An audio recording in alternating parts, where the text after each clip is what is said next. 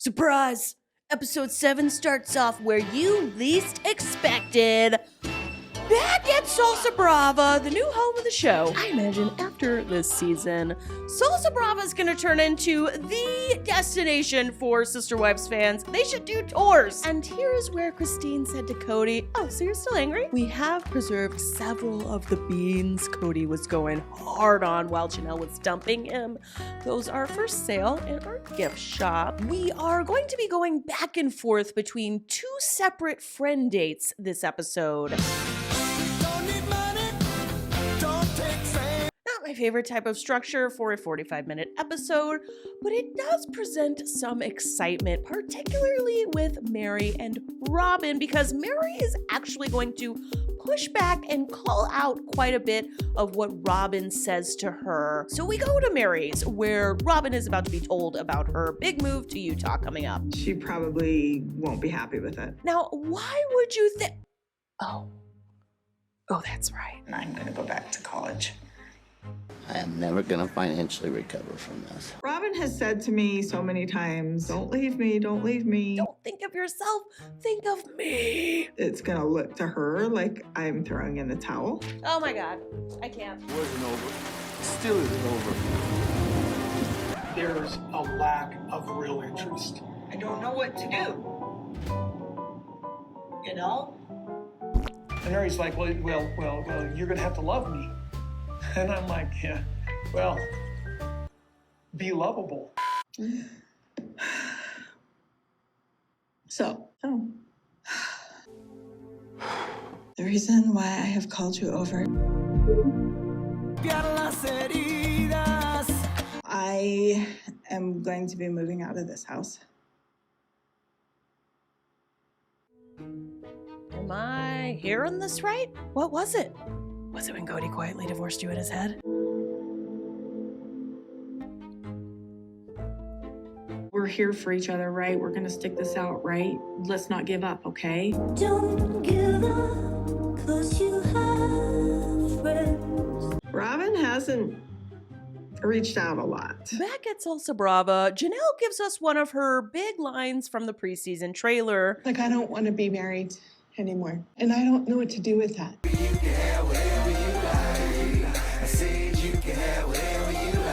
I will just find another smaller home to move into here in Flagstaff. I might have to downgrade from a 5-bedroom to a 4.5 with a wet bar, obviously. So I got these mini bikes for the kids at Christmas time, and now it's warm enough to go out there. In a season where there's been a lot of cast and fan speculation about Cody favoring Robyn's kids, we sure are getting a lot of clips of Cody bonding with Robyn's kids. I mean, I've told him not to come back to the house, that we're separated.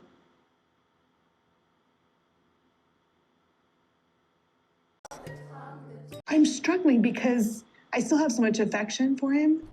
But why? It's okay to grow. It's okay to change. Yeah. And sometimes your partner comes along and sometimes they don't. Burn on Cody! Janelle burned Cody. Janelle's grown and evolved. Cody's still a man-child. Robyn tells us her and Cody haven't been discussing Janelle leaving at all. I'm not sure what exactly is going on with Janelle and Cody. Cody's not actually talking to me about it because I'm like, figure this out, work this out. Oh, he is. He's working it out by ensuring that she leaves. I'm trying to remain calm. And Robyn, inside her head, is full on panicking. She spent years positioning herself as head wife, and now the whole company's dissolving, and everyone's scattering. No one's taken their rightful place in the pasture, and everyone's willing to just leave Cody and Robyn to have each other. This is not the plan! I just don't like change, and it's scary, and it's just another with... Meri starts crying during her convo with Robyn, and Robyn's like, "Meri, what is that strange substance leaking out of your eyes? Something's wrong. Something's happening to your face." She's very well aware of where mine and Cody's relationship stands. No, they don't talk about it. In fact, Robyn and Cody only discuss crepes and Christmas villages and mini bikes. That's it. They don't talk about the other relationships. They just somehow get the information to each other through osmosis. Then we get what I might consider one of the most honest, self-reflective moments I've ever seen Robyn have on the show. I'm grateful she's hanging on and I want her to continue to, but I feel selfish that this whole experience of being here and waiting to see if something can happen between her and Cody has got to be hard.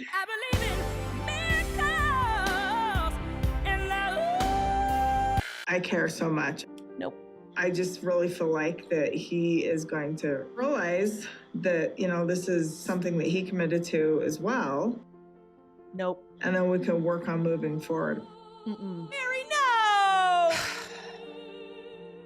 I'm pretty sure Meri doesn't watch the show, because he has been very clear that he is not coming, and the husband-wife stage of your relationship is permanently over and severed and done. You disgust me. Unbreak my heart. Say you love me again. Around halfway through the episode, we finally hear from Cody, who is drinking out of a water bottle sitting on a log on what I assume is Coyote Pass. Cody divulges that one of the things keeping Janelle and him separated is that she just is really enjoying her time apart from him. I'm asking, let's work this out. Let's get this back together. And she's going, I'm enjoying myself too much without you. If you want to view paradise, simply look around and view it. Janelle tells us about their religious beliefs, that the marriage covenant goes beyond death. I have this fundamental conflict. There's really been no outright abuse. There's been no neglect. There's been nothing. She's like, well, I haven't been abused or neglected. It's like, oh my God. The standards are below the floor. They're buried in the ground. And then we find out Robyn, the family, please stay, Meri, please stay, Meri. That Robyn has not been checking in on her only ally besides Cody. That you have to communicate with me. You have to call me once in a while. You have to text me. The last 2 years, Robyn hasn't reached out a lot. Basically on my own. Lean on me. We are not strong. Crickets. I am shocked. I cannot believe this. Robyn, what about your porch fantasy? What, was it just the porch you were focused on and that sister wives sitting on a porch fantasy? Here, Meri completely shatters this illusion Robyn's always trying to present. Robyn, after Meri finally leaves, literally nothing will change. She's already living a monogamous lifestyle with Cody. Why is she on my screen week after week giving me Rachel McAdams in The Notebook, when really, her and Cody are perfectly happy getting animal-style cheeseburgers at the In-N-Out? It seems like Janelle has this admission in her soul, this doesn't work. And I'm sitting here going, that's not the way I see it. Cody, you blew it. You stormed out of her dorm room like it was the greatest performance ever since Knife to the Kidney. What did you think was gonna happen? Meri would like to reconcile, and reconciling as far as our marriage, I just don't know if that works for me. What was that thing Christine was saying about Cody and some string? I think he just likes to string people along. In the last month or so, I'm really realizing. See, it's hard for me to say it's final. Oh, okay. So you're not there yet. Well, no. Janelle and Christine are hilarious. They are complete opposites of one another. Janelle's like, I'm processing, and I'm processing, and I'm processing. Christine's like, I'm done. I sold my house and I'm moving to Utah. Woo! This is it. We've got our besties together, and they are burning the out of Cody. You used to be more courageous. Like, I'm so not attracted to anybody like that. Cody used to be so dynamic and so bold. Now you're so flat and anti-bold. But he didn't let other people control him. He was his own person. Oh, she's saying Robyn's controlling him. I don't think that I'm the only one that changed here. We've all changed. Yeah, except they changed for the better. Then Meri calls Cody out on his big woe is me performance. Robyn, I've heard him say he's glad. Sorry, I don't buy that he is lamenting. Where has his family gone?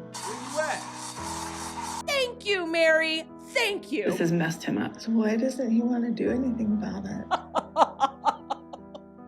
Meri is done with the bullshit. Robyn's like, yeah, he's pretty tore up about the whole thing. Goodbye, my lover. Goodbye, my friend. Meri's like, then why is he like literally sat on his ass and done nothing for 2 years. What do you mean? What's he supposed to do about it? What do you mean? What's he supposed to do? Like, not be disgusted by you? What's he supposed to do about it?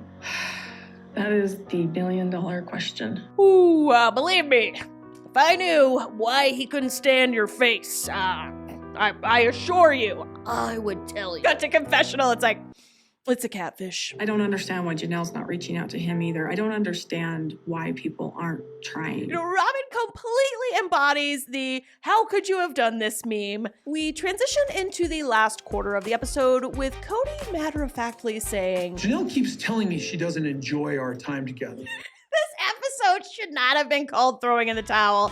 They should have named it The Spitfire Roast of Cody Brown. But I want the marriage to thrive for the sake of our children. Cody's like, no, don't tell me, let me guess. I should want to save my marriage for the sake of... What's her name? Janelle's Tinder. Janelle's Tinder. That's my sweet, precious nickname for her. Janelle's Tinder. Savannah. I should want to save my marriage for the sake of Savannah. I got it. I did it. And for our honor, I mean, divorce is embarrassing. I mean, I don't love the but like having 2 divorces on your record, which is like actually technically 3 inside my head, I was like, it's a little spiritually embarrassing. I don't know why we're still in this culture of like divorce is shameful. You and Robyn are shaming Christine for getting divorced. Cody, you are the culture. The call's coming from inside the house. Christine and Janelle discuss the fact that Cody misjudged the wives and their treatment of Robyn. This whole idea that somehow she's been a victim. I don't consider myself a victim. I'm starting to feel a little tricked or something. Robyn, the entire last 2 seasons of the show has been Cody talking about how horribly Janelle and Christine treat you. Pick yourself up, make it happen, be strong, deal with your problems. Deal with your problems. Pick yourself up. Blame everyone else. Continuously profess you don't know what's going on. By far, the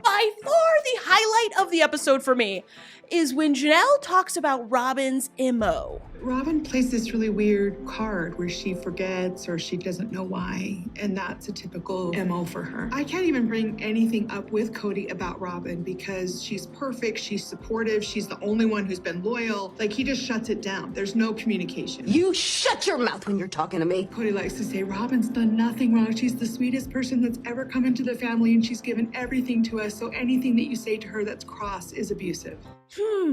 Where do we think he got this idea? Do you think it was the prairie dogs? You think the prairie dogs are out there whispering in his ears? This whole story about that I turned him against them is ridiculous. Unbelievable.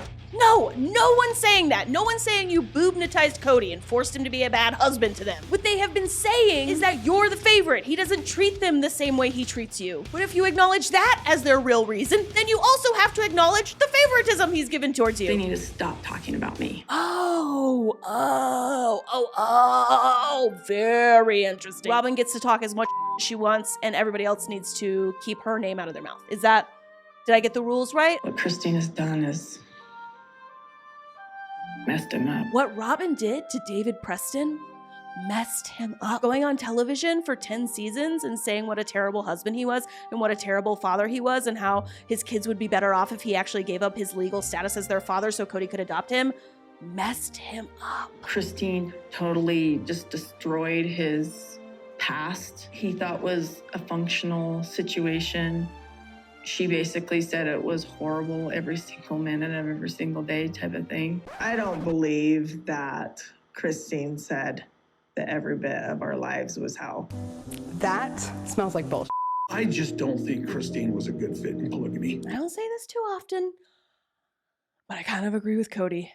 I don't think Christine was a good fit for polygamy. But guess what? Neither are you. Cody is a terrible fit for polygamy. So I'm always worried she's finally going to say, okay, I can't do this anymore. Well, Robyn from 2 years ago, you should be worried. Because it's coming. Meri gives us one of her big memorable lines from the preseason trailer. There's no question, Robyn.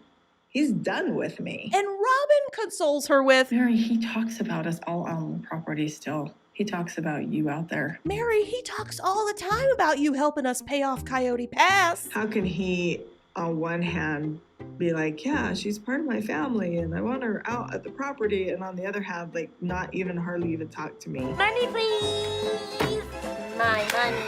So as long as you and Janelle are all good with him, he's cool with plural marriage. What do you mean? That's the only plural marriage that he has left. Thank God! Somebody finally tells Robyn to her face, Cody's not actually in plural marriage anymore. What are you talking about? I am so confused.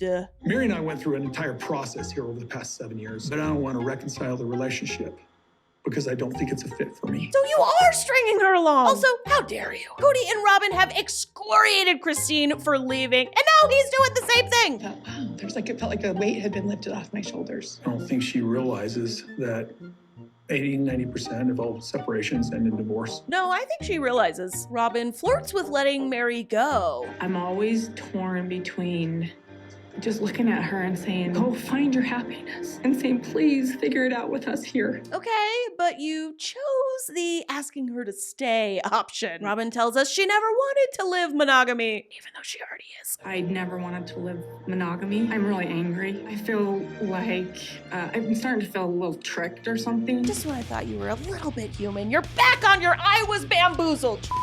Whew, okay, wow. This episode was kind of a roller coaster. It started off fun, but got a little boring in the middle, and then got kind of sparky and exciting at the end. Of course, I will be back next week breaking down episode 8. I'm excited to get Meri and Cody in a room together again. I like that dynamic of the two of them.